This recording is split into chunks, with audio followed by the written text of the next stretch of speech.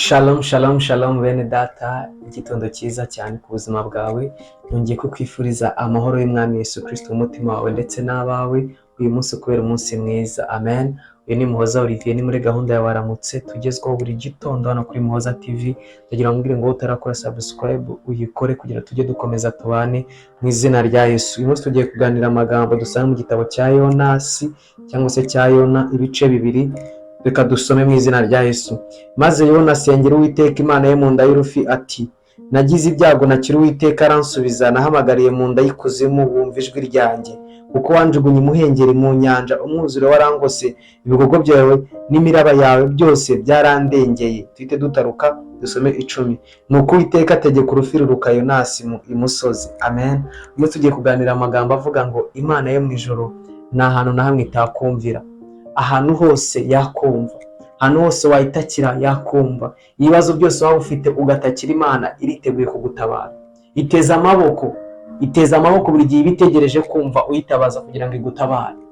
Amen. Uyu Yonasi, ufata ifoto ya Yona, umugabo umizwe n'urufi, uri munsi y'inyanja, ari munsi y'inyanja, ari mu ruzi, ari mu mazi, ndetse ari mu rufi, ariko yaratatse asenga Imana. Ari mu rufi, Imana iramwumva. Waba urwaye kanseri, ni nk'urufi rwakomeza iyo kanseri, wasenga Imana ikakumva. Waba ubona kwishyura inzu bigoranye, urwo ni nk'urufi rwakomeze, wasenga Imana ikakumva. Waba waracitse intege, waravuye mu by'uyu murimo, waragiye mu by'isi, ukaba warabuze amahoro, ndagira ngo mbwire ngo Umwami Imana ateze amaboko ari gushaka gusa ngo yumve ijwi ryawe.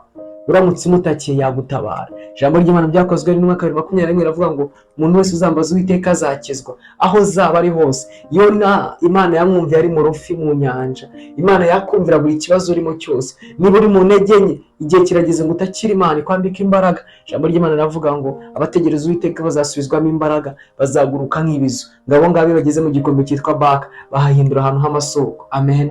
Ndagira ngo mbwire ngo Imana yawe ihora iteze amatwi kuko wumva, kandi Imana yawe ntabwo ikangwa n'ibyaha wakoze, kuko intego yawe ni ukugira ngo ikwigishe, igutoze, igukure mu ivata ry'ibyaha, igushyire mu bubata bw'Imana, igukure mu bubata bw'icyaha, igushyire mu bubata bw'Imana. Rero igihe cyawe kirageze ngo utakire Imana, igihe cyawe kirageze ngo ubwire Imana yawe, irashaka kukumva.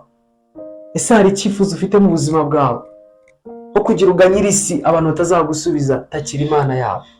Ese hari ikintu kikubase, hari ikintu uri addicted kuri cyo? Takira Imana yawe iragutabara.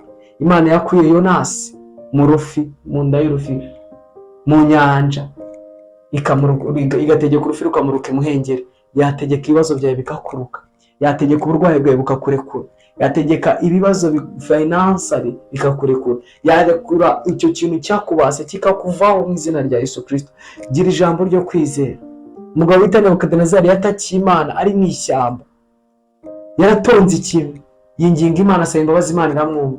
Imana yacu ni Imana y'imbabazi. Amen. Ni Imana y'impuhwe. Ndagira ngo mbwire ngo Imana yawe ni Imana ikiranuka. Reka dusomere rino jambo mu izina rya Yesu Kristo. Somere rino jambo wumve Imana yawe iyo ari yo. Abantu benshi tujya twibeshya ku Mana. Reka dusome mu Kuva 22:22 baranditse ngo kuko ari wowe yambara wonyine, ari wo mwambaro wo ku mubiri we, aziyorosa iki bi nakira nzamwumvira. Nutakira Imana yiteguye kukumvira. Umva impamvu izakumvira, kuko ndi umunyambabazi. Imana igira imbabazi nyinshi, kandi muri izo mbabazi irashaka kuziguhundagazaho. Ese niki cyagukuye mu nzu y'Imana? Ese niki cyatumye utagiterana? Ese niki cyatumye urekera kuririmbira Imana? Ese niki cyatumye urekera kuvuga ubutumwa? Ni intege nke, muzaniye inkuru ivuga ngo utakira Imana irakumva, kuko ari inyembabazi, irakubabarira, ugaruke mu murimo. Imana ishaka kugira ngo ukore icyo yakuremeye.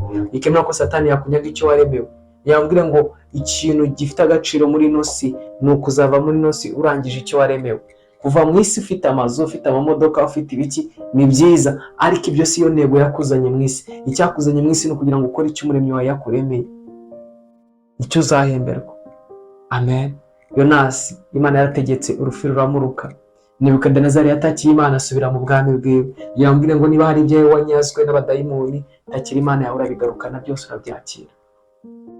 Petero nubwo yihakanye Imana, igihe yaciye bugufi akagaruka akabwira Yesu ngo ndagukunda inshuro 3, ntabwo byatumye Imana ihindura ko yavuze ngo kuri wowe niho ngiye kugukuza nkakuzamura, ugakurira abantu bose ukabayobora. Petero yayoboye intumwa. Amen. kandi yarihakanye Yesu, ariko umunsi yaciye bugufi Imana yamugiriye neza. Nyabwire ngo niba hari ibyo ubona byagusize, ukabona hari ibyo byaho wahombye mu buzima bwawe, hari ibintu by'ingenzi byaciye mu myanya y'intoki yawe, niwizera Imana, niba koko byari ibyo byo kukugirira akamaro, Imana yo mu ijuru abikugarurira. Na Nebukadinezari wamaze imyaka 7 arisha, Imana yaramugendereye, aciye bugufi iramusubiza ubwami bwe. Nyirambwire ngo Imana igusubize ibyawe byose wabuze kubwo kuyitakira. Biravuze ngo nuyitakira irakumvira. Hari impamvu iri jambo rije, ni ikikwereka ko uyu munsi nutakira Imana yawe utangiye iri bukumvire. Amen. Imana iguha umugisha cyane. Yonasi, urupfu rwamurutse imusozi, ndategeka nawe kugira ngo ibibazo bikugoye, uburwayi bukugoye, buruke ubuzima bwawe, ubeho widegembya, ubeho wuzuye amahoro y'Imana, ubeho wuzuye ufite umubiri uzira uburwayi, ubeho neza kuko Imana yaguteguriye kubaho neza muri Kristo Yesu. Imana iguha umugisha cyane. Tuzongera kubana ejo mu gitondo. Iri jambo rizirikane, Yonasi Imana yaramwumvisha ari mu rufi, mbese njyewe ndindaho kugira ngo Imana ninyumvire. Niba Imana ibasha kumva Yona ari mu rufi, wumva Imana yareka kukumva? Kandi Yona yari yahunze Imana. Abantu benshi twibwira ngo iyo nakoze icyaha Imana ntiyanyumva. Imana ishaka kukumva, ahubwo ntabwo uyibwira ngo uyibwize ukuri, uyibwira aho ufite intege nke zigukomeze, izikurwanyiriza icyaha, kuko Yesu yaje kugira ngo amare imirimo ya Satani. Mu mirimo ya Satani harimo iki bene data? Harimo ibyaha. Imana iguha umugisha cyane, ugubwe neza, ukomeze unezerwe. Iri jambo risangiza abandi kandi ukore subscribe kugira ngo ejo mu gitondo tuzakomeze tubane. Shalom shalom. Kristo ari ku ngoma kandi aragukunda.